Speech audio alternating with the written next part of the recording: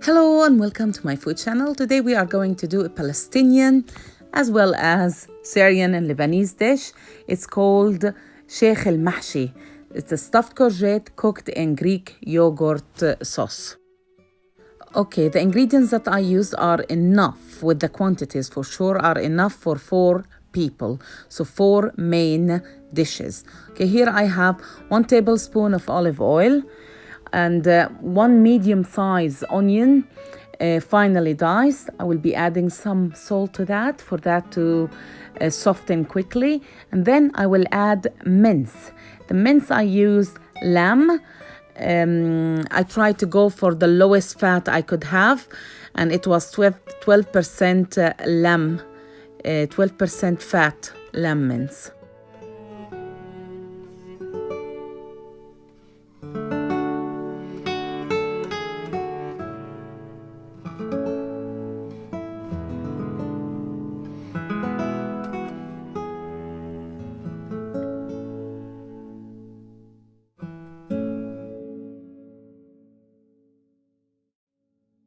You can actually do it with any meat you wish, with chicken, thighs, minced, with, it's preferably for sure red meat. This is why I said thighs, not breast, with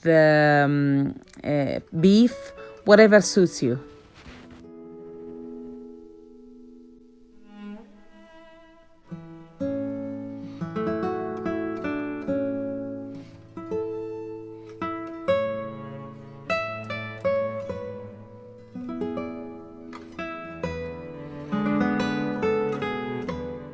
I added 7, I have here the 7 spices, you can just opt for allspice. You go to the spices rack, there is a jar called allspice that's the same, nearly the same. It will give you the same flavor. You can just add a bit of black pepper if you are using that. For this one, you don't have to add black pepper unless you like the black pepper a lot. Now I'm trying to separate here the meat by patting it with the edge of my wooden spatula so that it doesn't like go lumpy.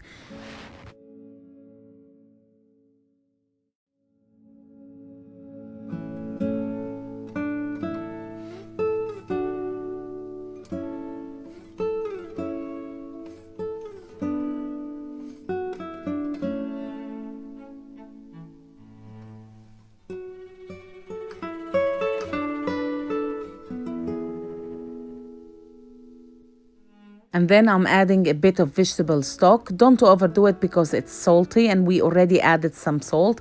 I didn't add salt to the meat. I like to add it only at the end because I know I am adding, the vegetable stock.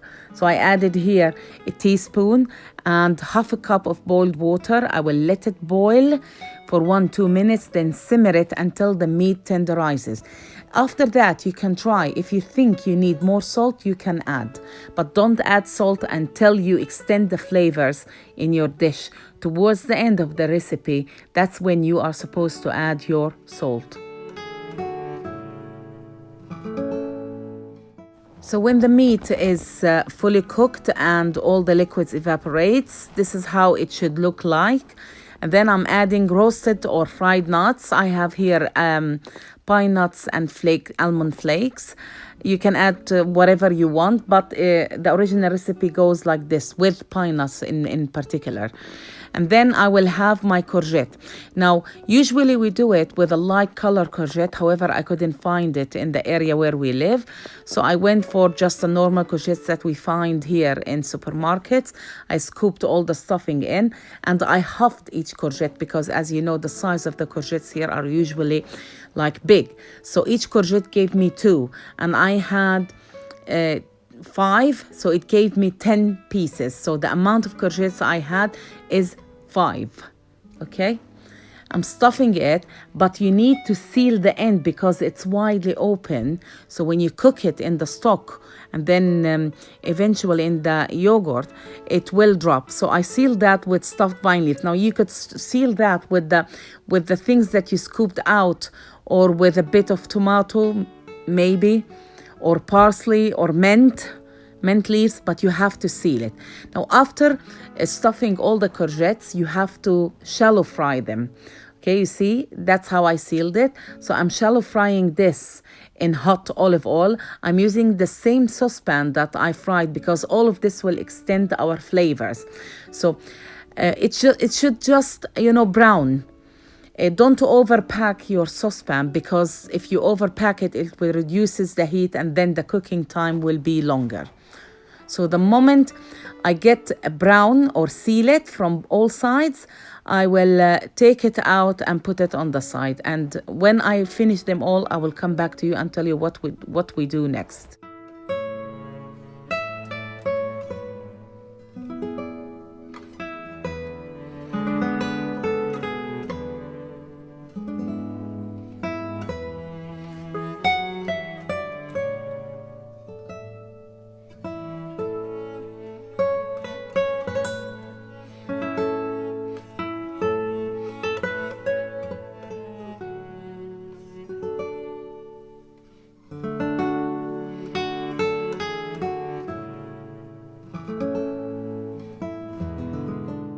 So this is the last patch of my courgettes. So now all of it is ready, as you see.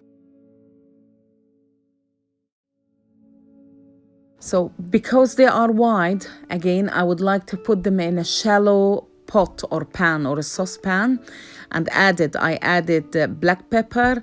You can add a bit of vegetable stock to that, a bit of salt, tiny bit, and hot boiling water. Let it boil and for a couple of minutes, and then lower the heat.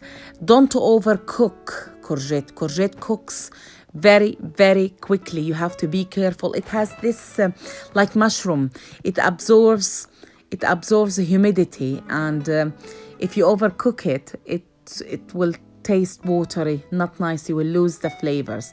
So here I just make it boil for a couple of minutes, then lower the heat for like 5 minutes with the lid on to make sure that it's not crunchy but not fully cooked.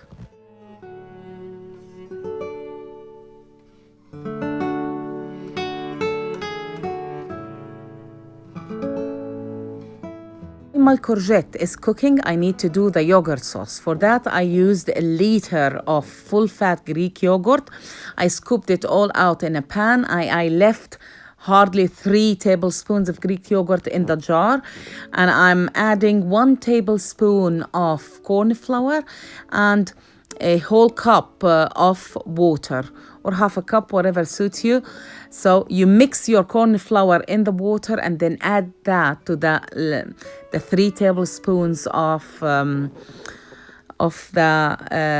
yogurt. You see what I'm doing now? I'm adding it and mix it really well, and then I will add that to the rest of the yogurt and stir them really, really well before putting that on the hob.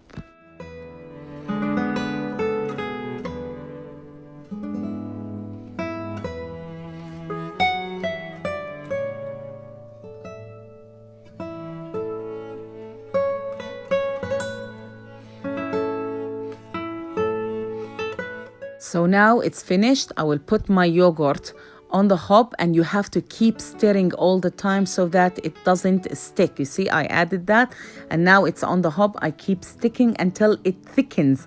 Now the consistency that we are looking for, or the outcome of this stirring, of this boiling the yogurt, it should go like the white glue that we glue pictures with, the white glue for crafts.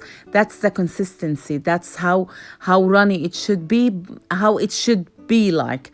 Okay, the moment it starts going hot, okay, and then if you don't do step, by the way, if you don't do this step with the corn flour and you don't get to that consistency, your yogurt will split and you will ruin the food. So you better get to that before it boils.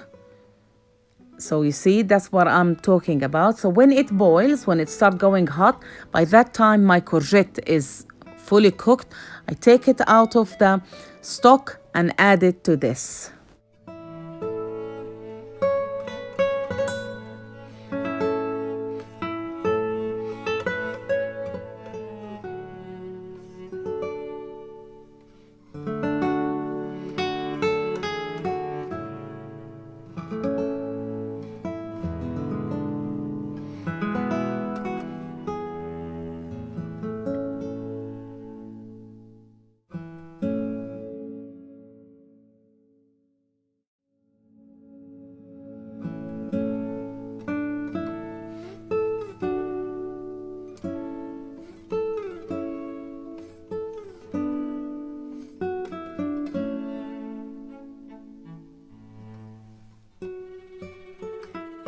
Okay, if you look now, it's nearly starting to bubble, to boil. So I will add my courgette. As you see, for sure now the temperature will drop. That is fine, not to worry. It will, because the courgette is hot and our yogurt is hot, so it will not drop drastically, so it will soon catch up and boil. The moment it starts boiling, at the same time when I put all my courgette, I start doing my garlic and dry mint topping. By that I mean, they call it in Egyptian something they call it tasha, which is you have a bit of butter or ghee. I used olive oil. I love olive oil, coming from Palestine, the land of olives. So for me, olive oil is extremely essential in my cooking. So I used olive oil and 3 cloves of garlic. I ground them or mash them, whatever you wish. I fry them, brown them in the olive oil, and add it to that dry mint. And the moment this starts boiling, I will put it on top, then let it boil for an extra minute, and that's it. Then it's ready. Now, as you have seen, this is stuffed just with onion, meat, and mince and nuts. So we need to do rice. Either you do boiled basmati rice, serve it with it, which is extremely nice, or you do the Egyptian, what we call the Egyptian rice, which is you add grilled or fried. You see, this is my garlic. I'm putting it on top. You do it with vermicelli and long grain rice or short grain rice or even basmati rice, but we have fried vermicelli with it. It's extremely nice. And you sprinkle that with a bit of roasted nut. That's optional, not essential, because we already stuffed it.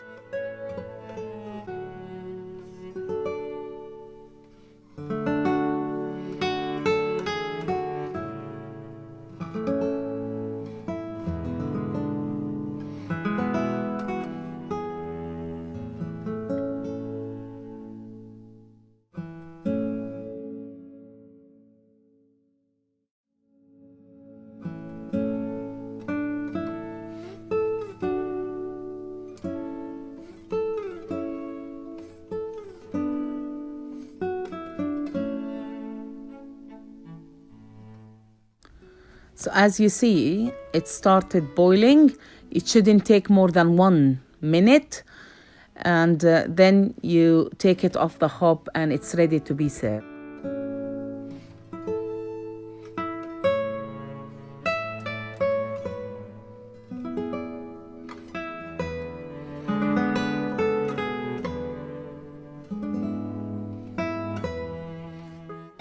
So you see the consistency of the yogurt, it didn't split. It's as if like it's a muhallabiya or it's like a glue.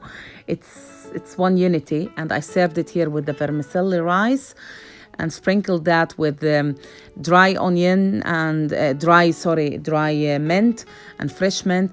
That was our lunch dinner for that day. I will upload all the recipes here. Thank you for watching. Please hit the like and subscribe. Thank you.